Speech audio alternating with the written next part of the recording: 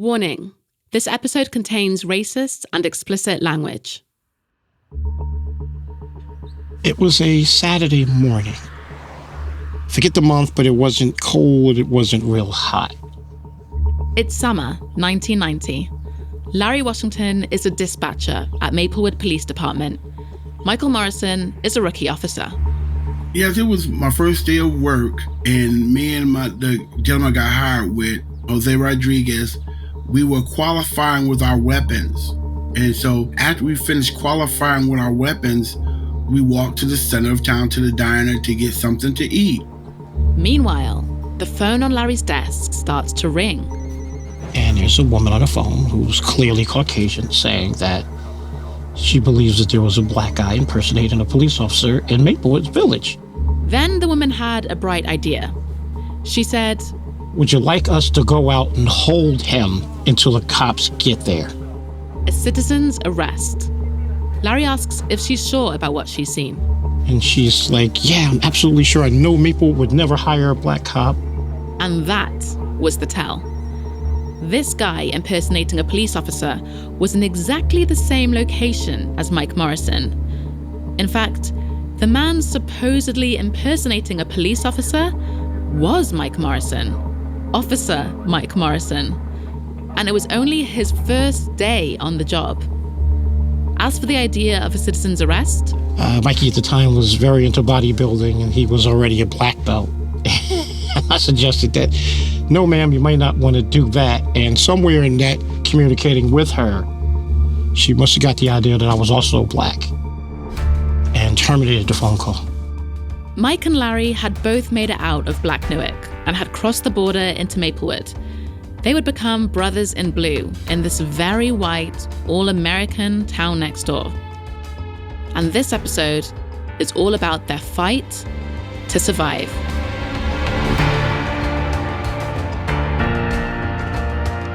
From Curious Cast and Blanchard House, I'm Seren Jones, and this is Black and Blue, Behind the Badge.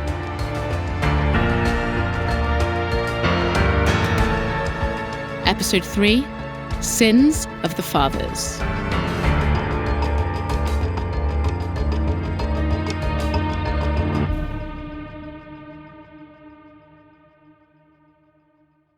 If it's a wonder that Mike Morrison became a cop, it's a miracle that Larry Washington ever did. We're going to go back in time for a minute, back to July 1967. Larry is 4 years old, living in Newark. A black cab driver called John Smith was brutally beaten by 2 white police officers for a minor traffic offense. The uprising that followed is being violently suppressed by the National Guard, and Larry's world has become a war zone. So at that time, with the looting, and we weren't far from it, we were less than half a mile from the area that people were looting and rioting in. What Larry could hear was pandemonium. I recall my father basically setting me, my mother, and my 2 brothers and sisters in a bathroom, in the tub. Sat us in the tub, told us not to come out of the bathroom until he came back. He closed the door with a shotgun in his hand. We could hear National Guardsmen shooting rifles. We heard the trucks, and we could hear the commotion going on. We couldn't see it, but we could absolutely hear it. And we sat in that tub and stayed in that bathroom for what seems to be hours. It seemed like days to me, but hours and hours. Until he came back and said, "Okay, you guys can come out." Like Mike Morrison, Larry was also born and bred in Newark, but their experiences of the city aren't the same. In the projects, we didn't have a lot of money. But we made it work. While Mike was spending his time with the kids on the block in Leslie Street, Larry was already seeing the darker side of human nature. I can't even begin to explain to you project life. You see a lot of things as a kid in project life in the city of Newark. You see robbing, stabbings, killings, shootings, people thrown off the roof back in the 60s before they put gates and locked doors to get to the roofs of the buildings. You see drug overdose, lots of drug use, unfortunately prostitution, You get, as a kid in the project in the city of Newark at the time, you get the whole realm of life. And on top of all that, there was another ever-present threat, the Newark Police Department, the largest law enforcement agency in the state. And after the violence and chaos of the uprising, they continued to police the black residents brutally. And to be frank, there were no consequences. As a little kid, I was downtown with my mother once, and I literally watched a white police officer just punch this black guy right in the face. He punched this guy in the face because he was standing in a spot that the cop wanted to stand in. Police back in the 60s in Newark, racist, did, suck dogs on people, beat black men and black women, just mistreated us. The black residents in Larry's projects had had enough. They were done with the abuse and the disrespect. Being policed by the Newark Police Department wasn't working, so they took matters into their own hands. They made their own communities with their own systems and their own laws. And the ones who upheld these new laws, they were called the Fathers. In our project development, the police weren't really welcome. That's why they decided that if anybody's going to patrol our project development, it would be the Fathers of the building. The Fathers were their very own police force, serving, protecting, and holding to account the residents of the projects. And their stance was clear. There was no reason for the police to come in here to mistreat anyone. If anyone did any wrongdoings within the building, it was dealt with within the Fathers of the building. Now, the Fathers, they didn't mess around. I can recall someone did something and ran into our building, and the police were basically on this guy's heels. And we're looking out the window, and the police just stopped shy of running into the building. They knew that, okay, we don't cross this line. This new established boundary was known by the people of the projects and the police. Dare to cross the line, and you're in the Fathers' territory. They stopped chasing the guy. He ran into the building. The Fathers to be handled the guy and more or less told the police that we wouldn't help them do anything with this guy because of the mistreatment from the Newark Police Department towards blacks at the time. Interesting times, very interesting times. The message was loud and clear. Black and white. Us versus them. As far as the police were not welcomed into the projects. To say there weren't any black role models in law enforcement is something of an understatement. I just know that in the projects, you never thought of becoming a police officer. I didn't see a black police officer, until I probably got into high school. So back in the project, no. There was no desire to do policing. Police were bad people as far as we were concerned from their actions towards us. So how did Larry, who knew the hostility his community felt towards the police, end up on the other side, dressed in blue? How did he become one of them? At first, it wasn't intentional. By the time he graduated high school, Larry describes himself as a loose cannon, a kid still trying to figure out where to go and what to do next. College wasn't really his thing. I actually connected with a contractor and was doing, little contract work, putting in windows, whatever the case may be. Unfortunately, that didn't pan out, and I needed to do something with my life. By the mid-'80s, Larry had enrolled into the US Army, where he split his time between Colorado and Germany. It was nearing the end of the Cold War, so there were a lot of American troops still posted in Europe. When his time in the Army was up, it was 1987. Larry was just 24. But like all veterans, the questions started to rise. What next? What does the rest of my life look like? What are they going to do? What you going to do for a career? We're getting older. We're going to want our own families. And how do we want to make a living? And clearly working in retail and construction, things like that. No one really wanted that. We wanted careers. We didn't want a job. Now, it's pretty normal for people who go and work for the US Army to transition into law enforcement. Growing up in Newark, that was never on the cards. But that time away from home, serving his country in Europe, That had completely changed his mindset. And policing, one, was a career, with a start date. And you could retire in 25 years and collect a pension and do things to help out the community, get along, or make better relations with the police department. And that last point was crucial.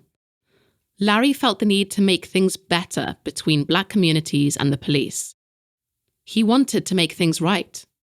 Policing was something I thought of in the military and thought, wow, if I could do anything to make community and policing closer, that's what I wanted to do. So when the opportunity to become a dispatcher at Maplewood PD came knocking, it was a means to an end, an entry-level job in a nice neighborhood and a way of getting closer to being a cop. Being a dispatcher is an office job, but it's also a frontline job, and you're a direct point of contact between the public and police. Your job is to answer the phone and record any information around a report that's coming in. And being a dispatcher was where Larry's love for policing really kicked in.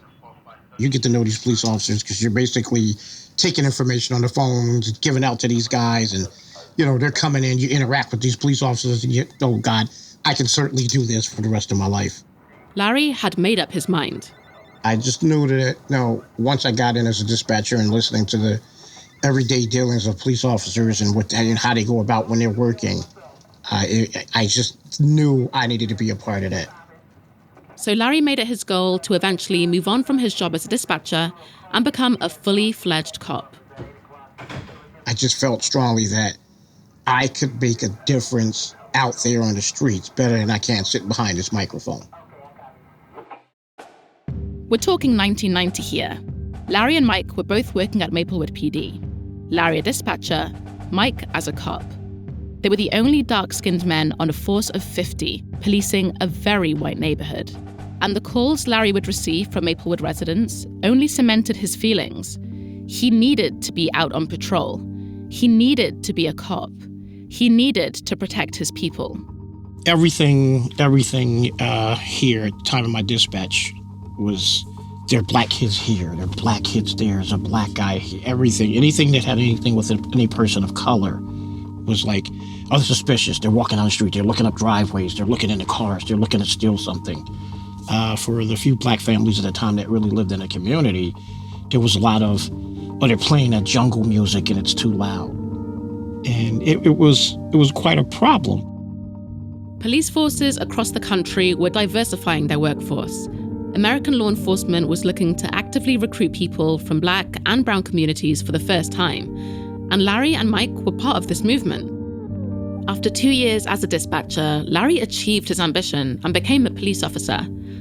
While he was in training, he was told something he still remembers vividly.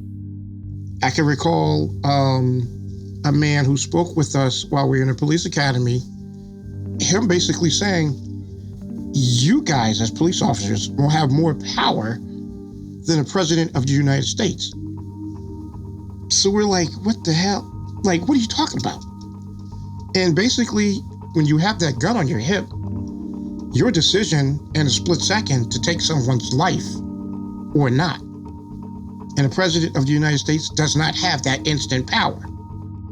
The awesome responsibility that goes with that power and how easily it can be abused was about to hit home in the most horrific way. Larry and Mike would be faced with an event that defined the decade's racial politics and put their dual identities, Black and blue, in the spotlight.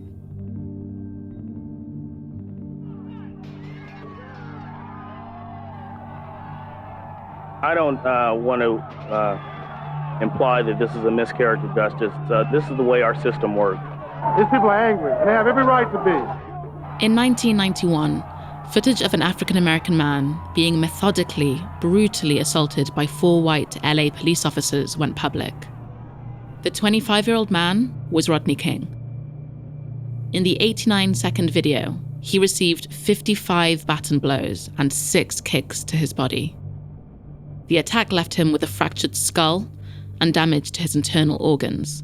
Find the defendant, Stacy C. Kuhn, not guilty of the crime of assault by force likely to... But it wasn't the footage itself that prompted mass protests. A year after the incident, a nearly all-white jury acquitted the officers involved. It sends a bad message. It says it's okay to go ahead and beat somebody when they're down and kick the crap out of them, and it's okay. Anger over racism and police violence in South LA boiled over in uprisings that were even bigger and more devastating than the Newark Rebellion nearly 30 years earlier. For America's most image-conscious cities, the images were shocking. We're in a night out of control in the city of Los Angeles. We have a freeway that's been shut down. It was a night Los Angeles residents won't soon forget. The topics of race and policing were raised everywhere, from schools and homes to police departments and even communities. Maplewood was no different. The racial tension in Maplewood was off the charts. And the response of Mike and Larry's colleagues was shocking. You had white officers that thought that, this, the guy got what he deserved. And they had not a single problem with it. Like, shut up, boy, stay in line. Whilst what happened to Rodney King dominated news headlines and the consciousness of all Americans, for Black Americans, the attack was haunting and traumatic, and Mike was left to deal with the fallout. It got so bad in town that both police departments, Maple and South Orange, we were sent into the high school for 2 days. So by the time school was over, we talked to every student in the school, and these kids were crying, they was arguing about how they treat us, and I'm thinking to myself, I said, this is above our pay grade, like what's going on here? These kids are upset. I was questioned as to, why would I be a cop? Why would a black man be a police officer with this going on? Mike and Larry were out of their depth. These kids, black kids, in a majority white neighborhood, were hurting. I'm like, no, they need psychiatrists in the school. They don't need cops talking to them, But in a way, they actually did. The case would completely destroy the way these black kids perceived white police officers. If things were bad before, they looked irreversible now. Kids would tell us that, I've had a problem, but I'm not going to go to a white cop and tell him anything. He's not going to help me. They felt strongly that these white cops would do little to nothing to help them if they had a problem, but had no problem approaching me and Mike. These kids wanted absolutely nothing to do with white police officers. Nothing. The trust was gone, non-existent. Faced with this new reality, Larry and Mike felt they had no choice but to double down. We have to start somewhere, and starting somewhere is we have to become police officers. You hope to level the playing field. I must have said to 100 kids easily, I'm here to make a difference. I want to go back to that lesson that Larry was given at the academy, that police officers were more powerful than the President of the United States. But for Mike and Larry, there's a dissonance. Despite the power they had, they were made to feel powerless. And etched in Larry's memory is an early experience with one of his white colleagues. We're driving to a call. Some guy called. I don't even remember exactly what he called for, but it was a white guy. I pull up. I'm driving. The guy's standing on my side of the car. When he goes to speak to us, he walks around the car to speak with the white police officer and not me. And it was the same story for Mike too. It was almost like white people couldn't quite acknowledge them at all, resentful of their power. One particular occurrence, I went, me and my partner, Joe Guglielmo, he's Italian. Older lady, white lady, her alarm went off. And so we went to the house, we checked the windows and the doors and made sure everything was okay. And I told her, your house checks out fine, ma'am, it's okay. She said, thank you so much. And I said, don't worry about it. That's what we're here for. Glad you're safe. And she says, I'm not talking to you. I'm talking to the other officer. But it wasn't just the white residents who were resentful of Mike. The problem also existed much closer to home. The minorities in town were not happy to see me. While Mike was adjusting to his new job in Maplewood, the black residents were adjusting to him. And they let him know. It was more of a distrust of me being on that force to the black community wasn't welcoming. It was like, okay, how did this guy get this job? Some of the black residents who would see him in uniform would openly challenge him. They would roll on their windows and they would ask, how did you get a job on Maple Police Department? And I would tell them, I dance well. And older people understood that joke. Depending on your age, you understood that joke. It took me a minute to get it, to understand what Mike was saying in its entirety.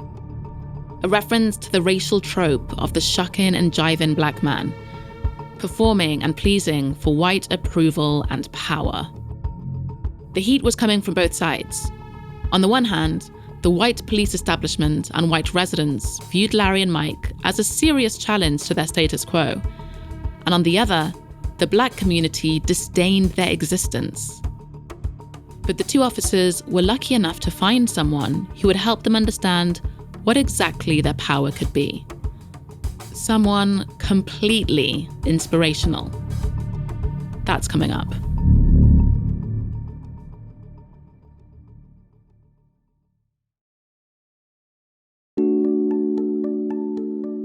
I tend to light up every time somebody mentions Ollie Jackson. I always knew the name was what we would consider a black name, Oliver Jackson. But I would see this guy and would never say, hey, that guy's black. He didn't look like a black guy at all. Ollie Jackson was, in fact, the first black police officer to work at Maplewood PD. Short, pudgy, light-skinned guy with straight hair. Ollie looked like he could have been Hawaiian, Samoan, or something like that. And I kid you not, it took me 2 years to realize this guy was actually African-American. This discovery was everything to Larry and Mike. There's another black cop at Maplewood PD. He took me under his wing. When I walked the beat, I would go to his parents' house for lunch on my break.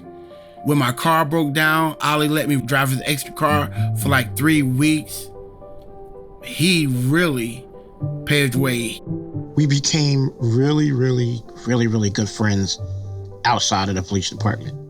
Ollie Jackson was the one who looked out for Mike and Larry, the mentor, the father figure, the one who always had their back, on the good days and the bad. He was always there for them. And as the first black officer in Maplewood, back in the 70s, he went through hell. Guys would say in lineup, well, I'm not riding with no nigger. He said he was spit on. People refused to work with him. He was sort of like an outcast. Even though Ollie didn't look black, he definitely didn't look white either. And based on how he's described, today he's what we'd call racially ambiguous, maybe even mixed. But one thing was clear. Ollie didn't belong. I couldn't have done that. I couldn't have been Ollie Jackson. I couldn't have been that guy. You're not going to call me nigger. You're not going to spit on me. You're not going to mistreat me. Then that's just who I am. I don't know how he did it. But someone always has to be the first. It obviously took me a while to understand that he did it so that guys like me and Mikey and the minorities that came behind us could be in the positions they were in. So Ollie made an incredible sacrifice. Like the fathers in Larry's projects, Ollie was a protector, looking out for his own. But being the first took its toll on him, like treading open water. When he could come up to take a breath, he would seek respite through an unexpected hobby. Everything bad, I think he kept it to himself. He would get off work and he would go right to the Maplewood pool lot and he would race his cars. He would race his remote control cars around the pool lot. And I remember one night he said to me, "What are you doing tonight?" And I said, "I'm going to go home, probably hang out with my girlfriend." He says, "You like remote control cars?" And I said, "Yeah, those are great." The two agreed to meet in a swimming pool parking lot that night. I pull in his car's there, I roll up next to him. He pulls out this remote control car. He's got these 4 cones set up a distance apart. And he's riding this car around remotely with a remote control. So I instantly fall in love with it. Ollie needed his hobby. Because even though it's glorified and celebrated, the truth is, it's never easy being the first. The reality can be isolating and painful, suffering in silence behind the scenes. And after all that Ollie went through, after all these indignities, his police career ended unfairly and abruptly. Ollie was involved in a car chase where he got rammed and got hurt. Ollie was hit by a stolen car and was taken to hospital. He was out of work for a while because of his injuries. He was struggling. And in 1995, Ollie silently retired from Maplewood PD. But his resentment grew. When I say he was done with that place, he hated that place when he left. He didn't want to see anybody ever again. And in the years that followed, his health deteriorated. He had been in and out of the hospital a few times, and whatever the case may be, somehow last time he went to the hospital, he passed away. But before he passed away, he left his wife, Jeannie, with some clear instructions.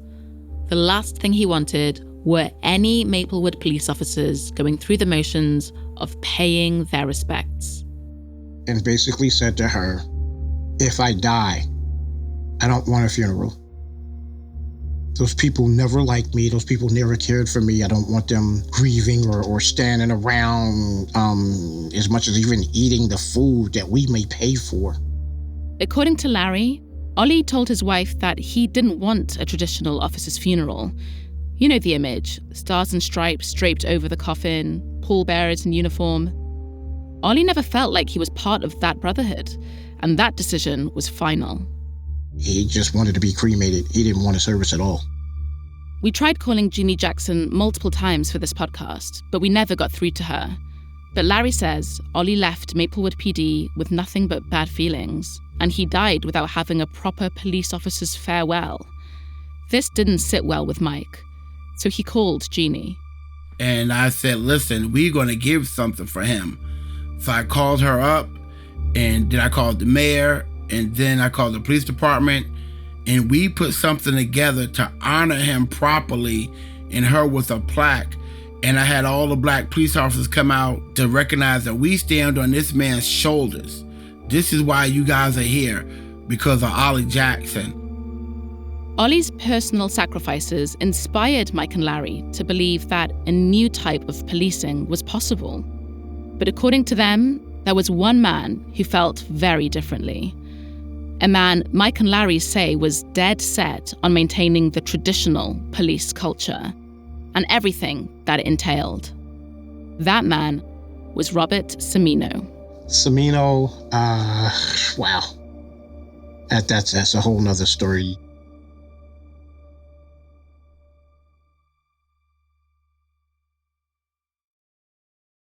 Robert Cimino was the chief of police at Maplewood PD. He was like the golden boy of the police department, like all the bosses in the town, they really loved him. So he was like a real light guy on the police department. But as a boss, even as a sergeant, pretty much everyone hated him. He was in pretty decent shape. He was a runner, clean-shaven type dude. I think he was in his early 30s at the time, probably like 5'10", 185, 190 pounds. He always had really nice watches. That's about as far as I can go as his appearance, describing him, period. And as for his attitude... If he liked you, he liked you. If he didn't, you knew. He would go out of his way to make sure you knew who was in charge. Cimino was a sergeant when Mike first arrived in Maplewood, but he climbed the ranks and became the chief of police. He was a man in a hurry. According to Mike, he was a micromanager who spent every waking hour in the police station. At least 16 or 17 hours a day. And when it came to his interactions with the black officers, Larry's view is clear. From my personal dealings, I would have absolutely no problem saying that he had a race problem. According to Larry and Mike, Cimino was an old-school police officer with an authoritarian style. They say he liked a lot of tickets being issued and lots of stop and frisks. Michael just didn't see eye to eye with his boss. Me and the chief of police are like oil and water. The way Mike saw things, it was the old guard versus the new. The past up against the future. Under his leadership, that was the culture of Maplewood Police Department. If you wanted an assignment, right, he would check to see how many arrests you're making. If you wanted to be a detective, he would check to see how many tickets you're writing. As long as you're making arrests with Chief Cimino, he's happy. But Larry and Mike weren't happy. To them, it was obvious he would be targeted with tickets and stopped for petty violations, and who wouldn't? Who was held accountable and who wasn't? By Mike and Larry's reckoning, there was a stark difference between how white kids in Maplewood were treated compared to the black kids in town. To Mike and Larry, it was black and white, literally. I'll just say it, whereas, how they were handling the white kids, oh, no big deal, just go home. Well, the black kids we're arresting and we're signing complaints against. That was wrong. I just wanted it to be equal. I wanted us to be treated like they were being treated. But to Mike and Larry, it seemed that wasn't the case. And it was clear to Larry, one night in particular. There were a group of white kids who, on a Friday night, decided they somehow understood that there was a black guy who lived in a community who had a pool.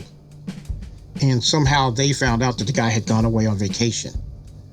And this group of white kids decided that this was the perfect time to have a party in this guy's backyard. The party was reported to the police via dispatch. Larry headed over. Larry says when he arrived, there were 22 or 23 white kids there with a lot of alcohol. Some kids are drunk, some kids are vomiting. Just in the guy's backyard, but they just made a complete mess out of it. The way Larry describes it, it sounds like chaos. To him, these kids had broken the law, so he arrested them. He charged them with criminal trespassing and underage drinking. Then he took them to the station. But that's where he says he was met with an even bigger problem. The parents decided that they're going to come to the police headquarters and they're going to make a big deal of it.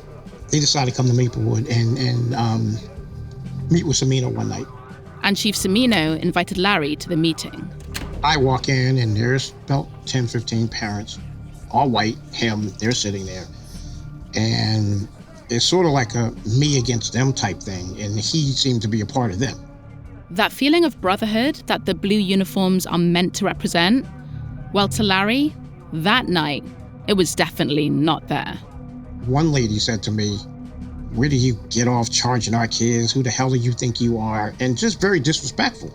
Larry felt he was being tested. He was not going to take this.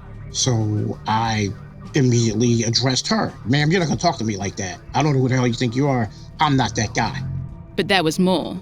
Another lady said to me, "Well, this is a classic case of reverse discrimination." At this point, Larry lost his composure. And excuse my French, but I said to her, "Ma'am, what in the fuck is reverse discrimination?"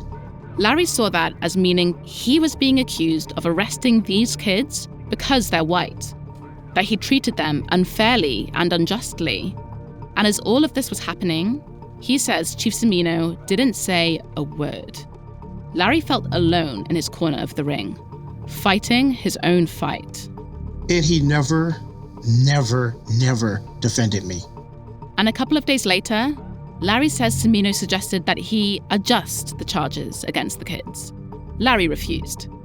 Then he says he was taken off the case, and the charges mysteriously disappeared.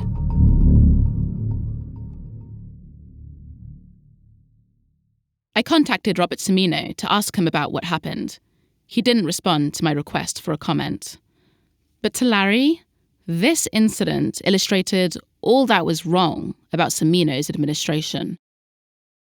Nevertheless, Larry was doing well, working on the front line as a juvenile detective, making a difference to the lives of the black kids in Maplewood.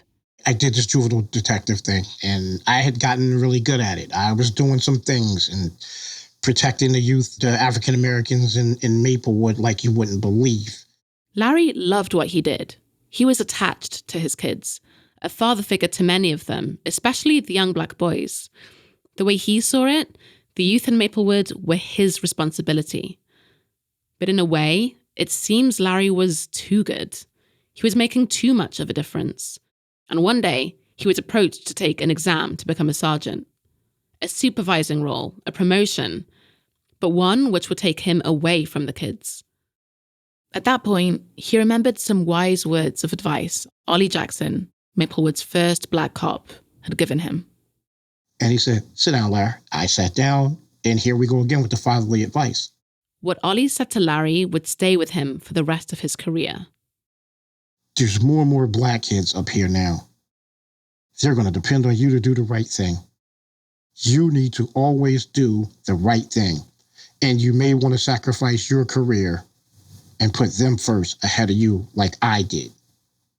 So when the seniors asked him to apply for the promotion, which would take him away from the kids who needed him the most, he decided it was time to heed Ollie's words. My sacrifice was not becoming a sergeant and staying there. It sounds like, based on everything that you just said, it's almost like you were protecting these young men from the system. Is that a fair assumption?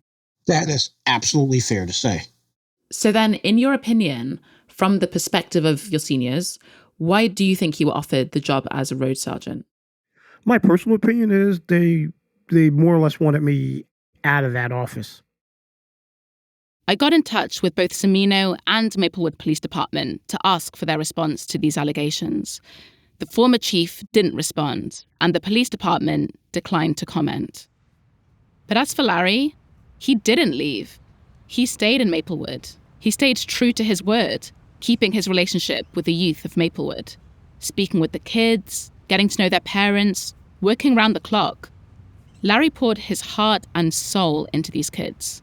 I would go out on the road and I would meet these kids in places that, weren't so popular and just simply talk to them. Not at them, not as, I'm more important than you, I'm above you. Just talk to them on their level. Years passed, and Larry kept working with the kids. In the late 90s, he was part of drug resistance and gang resistance programs that originally came out of LA. Your gang problems all started in California, and then it spilled all across the country.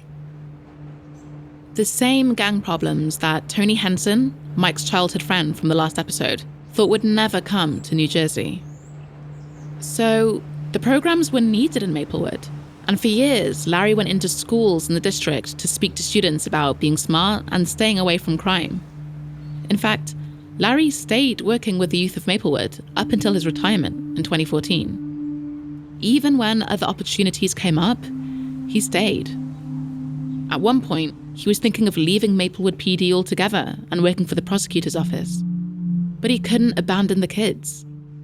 I recall talking to my wife, saying to her, plain and simple, if I leave, then what? What happens to them? I'm not sure if it was ever his intention, but Larry ended up embodying the fathers who patrolled his projects when he was a kid. He was a protector, policing his own community. When I spoke with him about this, the comparison surprised him.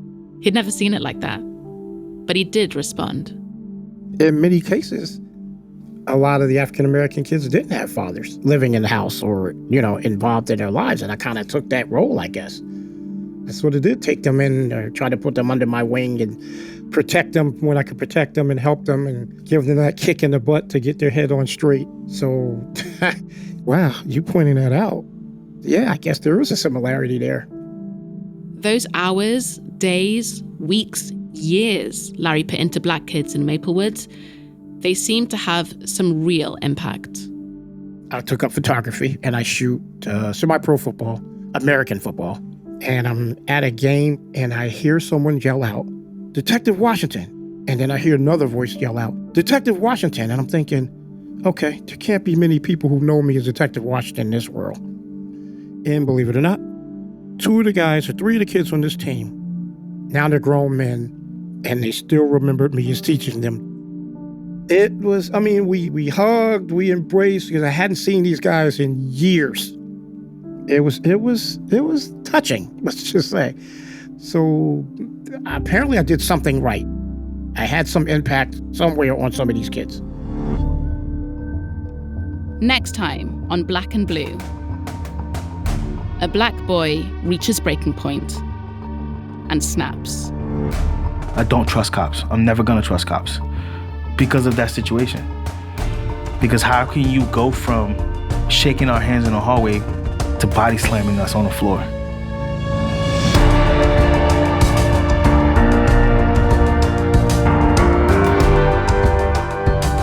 You've been listening to Black and Blue, a Blanchard House production for Curious Cast. Black and Blue is hosted, written, and produced by me, Seren Jones. Script consultant, Soraya Shockley. The sound recordist is Volkan Kiziltuk. Original music is by Daniel Lloyd Evans, Louis Nank-Manel, and Toby Matamong. Sound design and mix engineering is by Toby Matamong. Voice coaching by Vicky Merrick. The managing producer is Amika Shortino-Nolan. The creative director of Blanchard House is Rosie Pye. The head of content at Blanchard House is Lawrence Grizel. The executive producers are Charlie Bell and Lawrence Grizel. For Curious Cast, the executive producers are Dila Velasquez and Chris Duncombe.